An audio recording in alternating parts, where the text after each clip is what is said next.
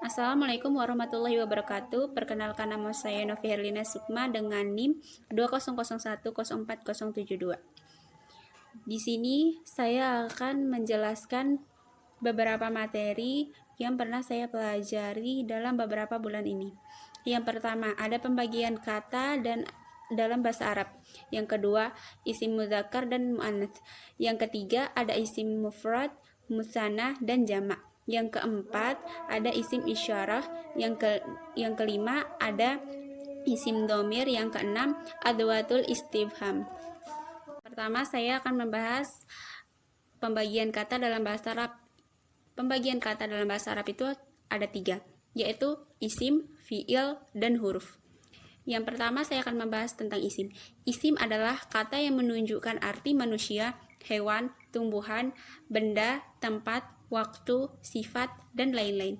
Isim juga bisa ditinjau dari sisi jenis, yaitu nau, dan isim bisa juga ditinjau dari sisi bilangan, yaitu adadu. Berdasarkan jenisnya, isim dibagi menjadi 2, yaitu ada isim mudzakkar dan isim muannats.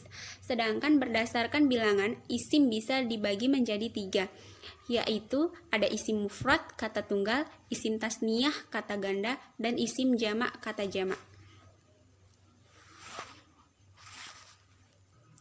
Yang membedakan isim dengan jenis kata yang lain adalah isim bisa ditanwin.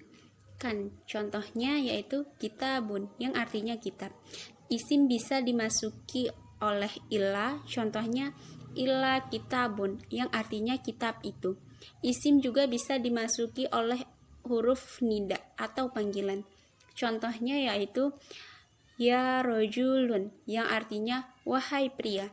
Isim juga bisa dimajurkan oleh huruf-huruf jar atau idhofah, contohnya yaitu ala isyjarotin, artinya di atas pohon.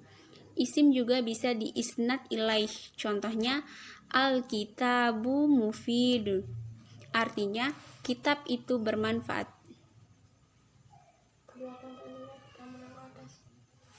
Yang kedua, saya akan membahas tentang fi'il. Fi'il adalah setiap kata yang menunjukkan kejadian suatu pada waktu tertentu. Fi'il juga bisa dikatakan dengan kata kerja. Fi'il atau kata kerja dibagi menjadi 3, yaitu fi'il madhi adalah kata kerja untuk masa lampau, fi'il mudhari adalah kata kerja untuk perbuatan yang telah terjadi atau yang akan terjadi. Yang ketiga ada fi'il amr, adalah kata kerja perintah. Yang ketiga, saya akan membahas tentang huruf. Huruf adalah setiap kata yang tidak bermakna kecuali jika bersama dengan kata yang lain.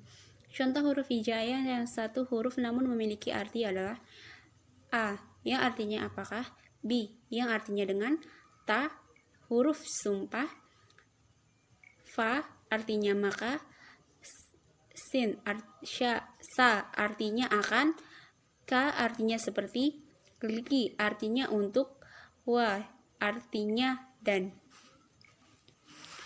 Contoh 2 huruf hijaiyah yang memiliki arti adalah min, yang artinya dari, ain, yang artinya dari, min artinya di, lan artinya tidak akan, lam artinya tidak atau belum. Contoh 3 huruf hijaiyah yang memiliki arti yaitu ila artinya ke, ala artinya di atas, saufa artinya akan. Jika ditinjau dari jenisnya, isim dibagi menjadi 2, yaitu isim mudzakkar dan isim muannats.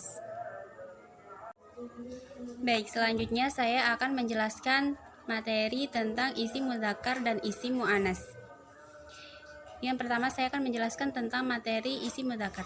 Isim mudzakkar secara bahasa memiliki arti laki-laki, sedangkan secara istilah, isim mudzakkar adalah istilah atau terminologi untuk kata-kata yang masuk ke dalam jenis laki-laki.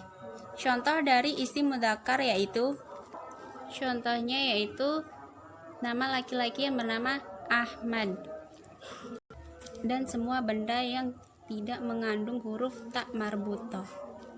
Saya akan membahas tentang isim mu'annas. Isim mu'annas secara bahasa memiliki arti wanita. Jadi isim mu'annas adalah istilah untuk semua isim yang masuk ke dalam jenis wanita. Dan semua isim yang mengandung ta marbutoh adalah isim mu'annas. Contoh dari isim mu'annas yaitu nama wanita, yaitu Fatimah, Khadijah, dan masih banyak lagi. Dan nama benda yang termasuk ta marbutoh.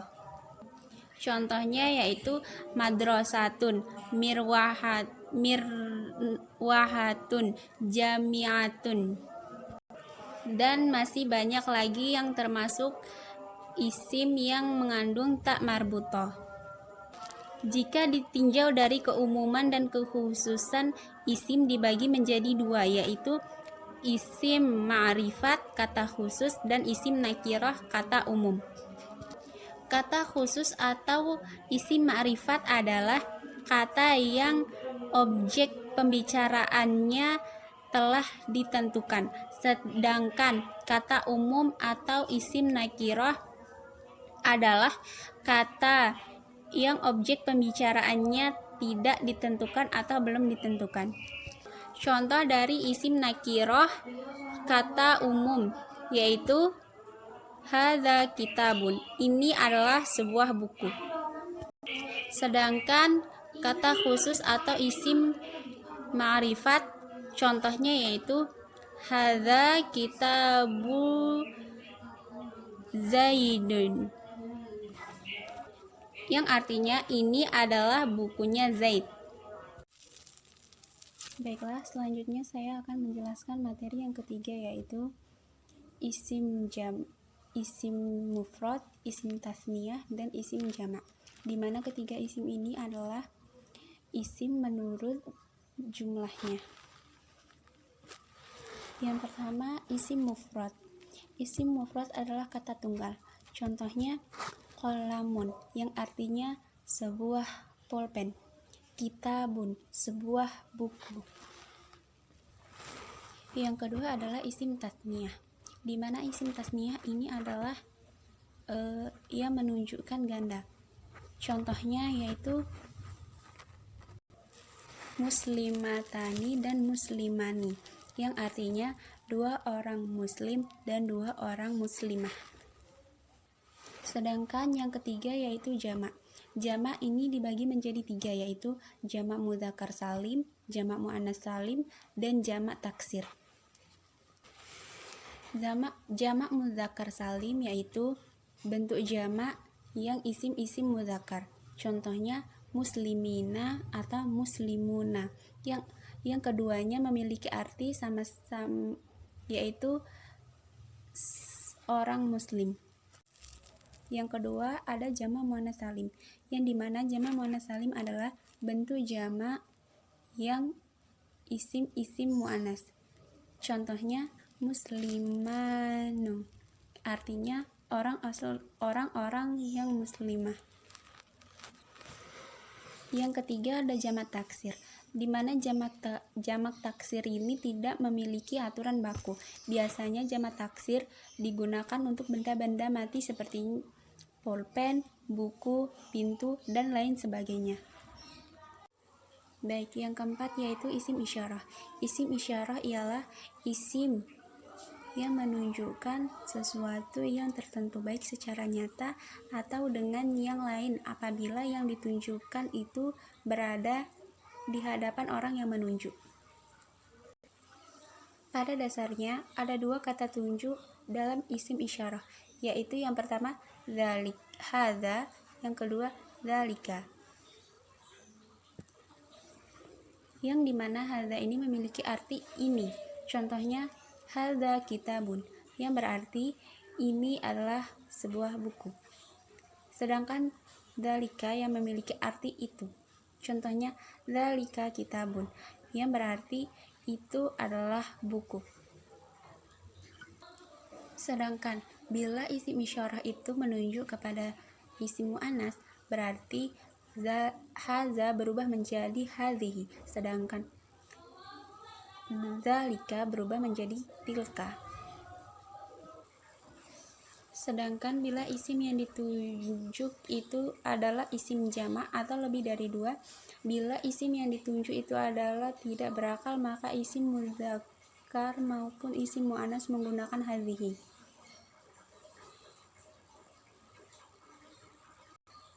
Untuk menunjuk yang dekat, sedangkan tilka yang artinya itu untuk menunjuk yang jauh. Contohnya yaitu hadhihi majalatun, yang artinya ini adalah majalah-majalah. Sedangkan untuk tilka yaitu tilka majalatun, yang artinya itu adalah majalah-majalah. Sedangkan bila isim menunjukkan berakal, maka menggunakan haula'i, yang artinya ini untuk menunjukkan yang dekat. Sedangkan untuk menunjukkan yang jauh menggunakan ulaika, yang artinya itu. Contohnya yaitu haula'i tholibatun, yang artinya ini siswi-siswi, dan ulaika tholibatun, yang artinya itu adalah siswi-siswi. Selanjutnya saya akan menjelaskan materi yang kelima, yaitu isim dhamir, yang dimana isim dhamir atau kata ganti ialah isim yang berfungsi untuk mengganti atau mewakili penyebutan sesuatu atau seseorang atau sekelompok benda atau orang. Isim dhamir ada 14, yaitu diantaranya huwa, dia satu orang laki-laki; huma, dia dua orang laki-laki; hum, mereka laki-laki; hiya, dia satu orang perempuan; huma, dia dua orang perempuan; hunna, mereka perempuan; anta, kamu satu orang laki-laki; antuma, kamu dua orang laki-laki; antum, mereka laki-laki; anti, kamu satu orang perempuan; antuma, kamu dua orang perempuan; antunna, mereka perempuan; ana, saya; dan nahnu, kami. Dhamir dibagi menjadi 3, yaitu mutakalim, mukhatab, dan ghaibun, yang dimana mutakalim ini orang yang berbicara, merupakan kata ganti orang pertama. Sedangkan mukhatab adalah orang yang diajak berbicara, yaitu kata ganti kedua. Sedangkan ghaibun merupakan orang yang dibicarakan, yaitu kata ganti orang ketiga.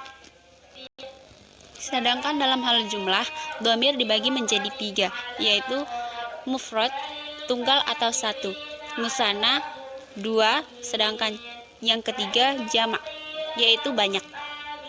Dhamir ada 3, yaitu dhamir munfasil, dhamir muntasil, dan dhamir mustatir. Yang pertama, dhamir munfasil adalah jenis dhamir yang penulisannya terpisah dengan kata yang lainnya. Sedangkan dhamir muntasil adalah dhamir yang penulisannya bersambung dengan kata yang lainnya. Sedangkan yang terakhir, dhamir mustatir adalah suatu jenis dhamir yang tidak tertulis dalam kalimat namun tersembunyi dalam suatu kata. Dhamir mustatir ini dibagi menjadi 2, yaitu yang pertama dhamir mustatir wujuban, dan yang kedua ada dhamir mustatir jawazan.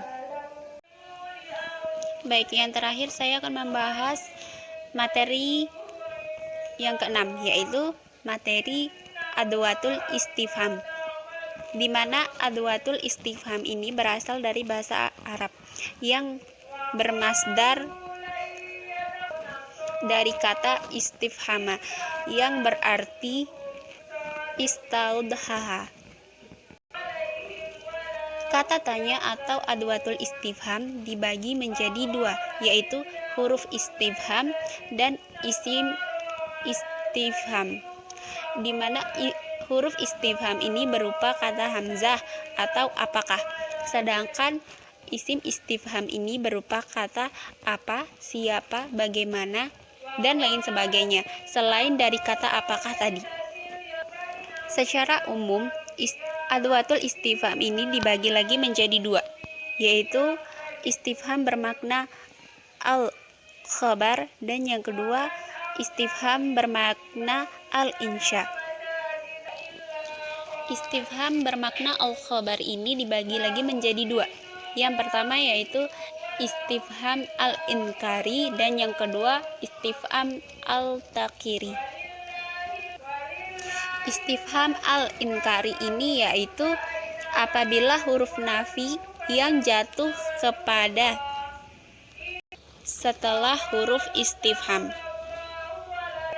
Sedangkan istifham al-takiri yaitu suatu pernyataannya membawa seseorang kepada suatu kepastian.